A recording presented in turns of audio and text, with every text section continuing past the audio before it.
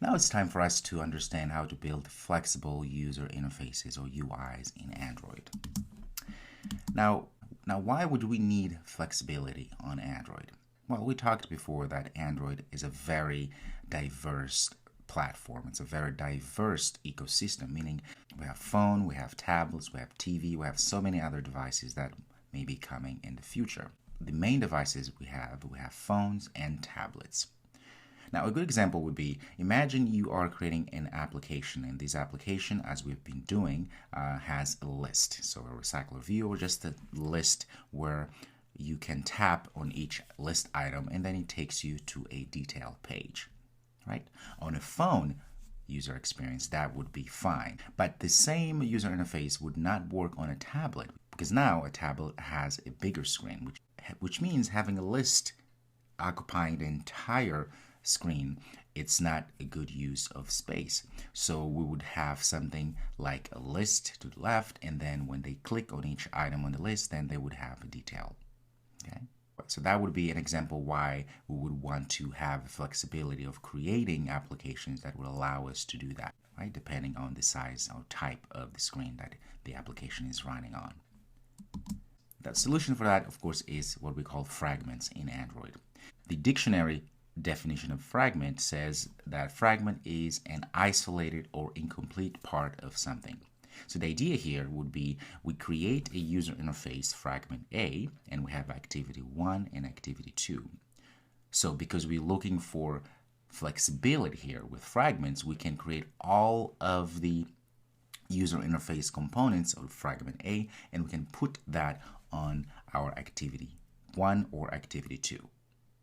Or activity 3 or 5 or 6. Because now we have this smaller, isolated, or incomplete something, in this case it's going to be our activity, our user interface, that we can just put inside of our activities.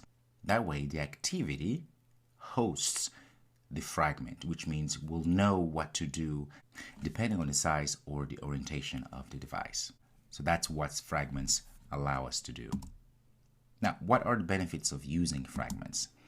Fragments allow us to put things into modules, meaning put things into smaller fragments or smaller pieces that we can use in different situations, right? So it divides this complex activity code into smaller ones that we can be able to organize and maintain our applications better that way. Of course, also fragments, on top of that, fragments allow us to reuse our code or our user interface components. Now, because now we have this separate fragment, user component, that we can actually use anywhere we want. We can share the behavior or UI parts of that fragment with multiple different activities. And in software development, that's a huge thing. In fact, that's what differentiates good software development habits from bad, right? Reusability. That's why reusability is a huge one. We want to make sure that our code or our user interfaces are reusable anywhere else we want. Okay. The last one is adaptability. The idea here is that we want to make sure that our user interface is adaptable depending on the screen size or orientation in which the application is running on. Okay?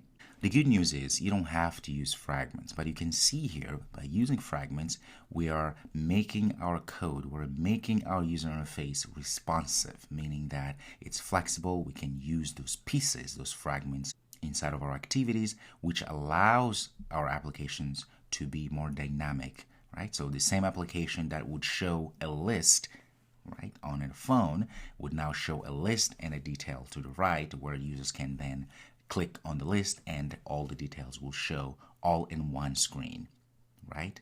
So that is the flexibility that we need in our applications. And this is what we're going to start talking about in this section, which is talking about fragments and how to create fragments that you can use with your activities. Okay, perfect. I'll see you next.